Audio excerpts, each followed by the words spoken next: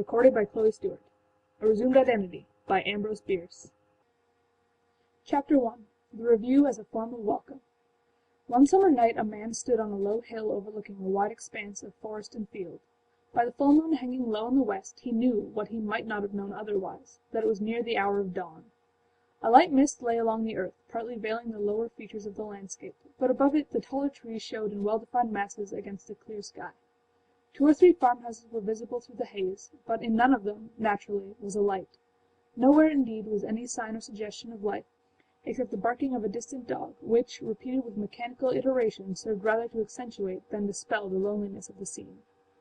The man looked curiously about him on all sides, as one who among familiar surroundings is unable to determine his exact place and part in the scheme of things. It is so, perhaps, that we shall act when, risen from the dead, we await the call to judgment. 100 yards away was a straight road, showing white in the moonlight. Endeavoring to orient himself, as a surveyor or navigator might say, the man moved his eyes slowly along its visible length, and at a distance of a quarter mile to the south of his station saw, dim and grey in the haze, a group of horsemen riding to the north. Behind them were men afoot, marching in column, with dimly gleaming rifles aslant above their shoulders. They moved slowly and in silence. Another group of horsemen, another regiment of infantry, another and another, all in unceasing motion toward the man's point of view, past it and beyond. A battery of artillery followed, the cannoneers riding with folded arms on limber and casing. And still the interminable procession came out of the obscurity to south and passed into the obscurity to north, with never a sound of voice, nor hoof, nor wheel. The man could not rightly understand. He thought himself deaf, said so, and heard his own voice, although it had an unfamiliar quality that almost alarmed him. It disappointed his ear's expectancy in matter of timbre and resonance. But he was not deaf, and that for the moment sufficed.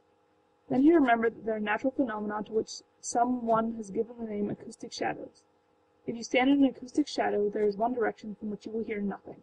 At the Battle of Gaines's Mill, one of the fiercest conflicts of the Civil War, with 100 guns in play, spectators a mile and a half away on the opposite side of the Chickahominy Valley heard nothing of what they clearly saw. The bombardment of Port Royal, heard and felt at St. Augustine, 150 miles to the south, was inaudible 2 miles to the north in a still atmosphere. A few days before the surrender at Appomattox a thunderous engagement between the commands of Sheridan and Pickett was unknown to the latter commander a mile in the rear of his own line. These instances were not known to the man of whom we write, but less striking ones of the same character had not escaped his observation. He was profoundly disquieted, but for another reason than the uncanny silence of that moonlit march. "Good Lord!" he said to himself, and again it was as if another had spoken his thought. "If those people are what I take them to be, we have lost the battle and they are moving on Nashville." Then came a thought of self, an apprehension, a strong sense of personal peril, such as in another we call fear.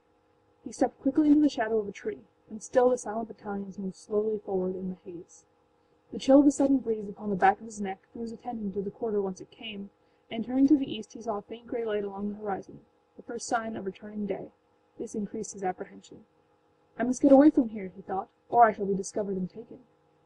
He moved out of the shadow, walking rapidly toward the greying east. From the safer seclusion of a clump of cedars he looked back.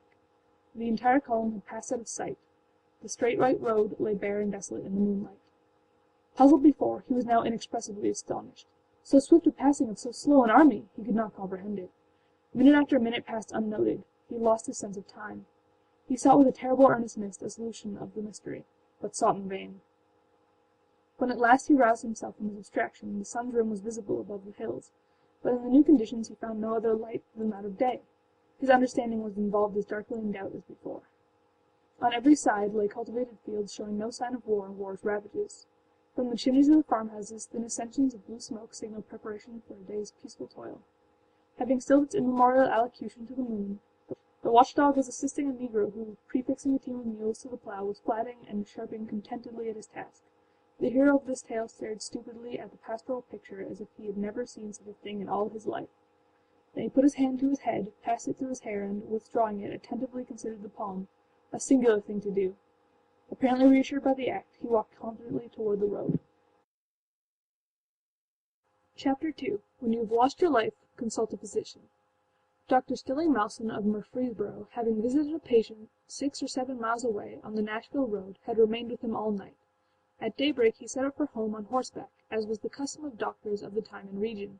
He had passed into the neighborhood of Stone's River battlefield, when a man approached him from the roadside and saluted in a military fashion, with a movement of the right hand to the hat brim. But the hat was not a military hat, the man was not in uniform, and had not a martial bearing. The doctor nodded civilly, half thinking that the stranger's uncommon greeting was perhaps in deference to the historic surroundings. As the stranger evidently desired speech with him, he courteously reined in his horse, and waited.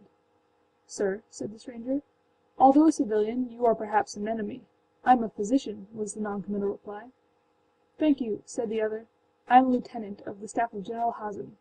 He paused a moment and looked sharply at the person whom he was addressing, then added, "of the Federal army." The physician merely nodded. "Kindly tell me," continued the other, "what has happened here? Where are the armies? Which has won the battle?"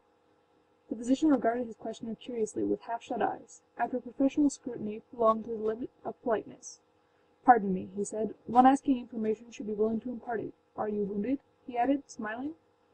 "Not seriously, it seems."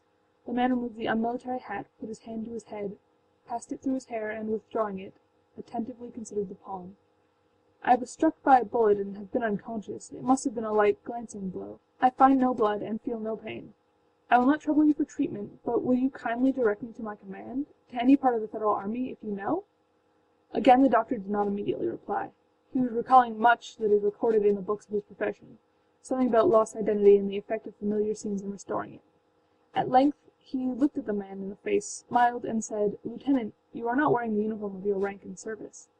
At this the man glanced down at his civilian attire, lifted his eyes, and said, with hesitation, "That is true. I don't quite understand."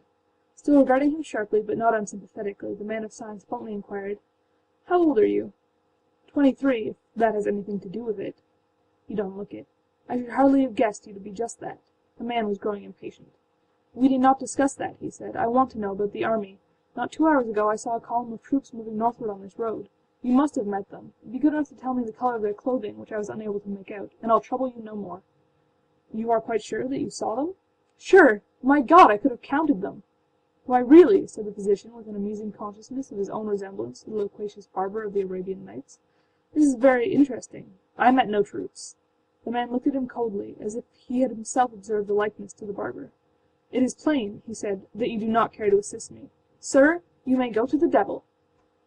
He turned and strode away, very much at random, across the dewy fields, his half-penitent tormentor quietly watching him from his point of vantage in the saddle, till he disappeared beyond an array of trees.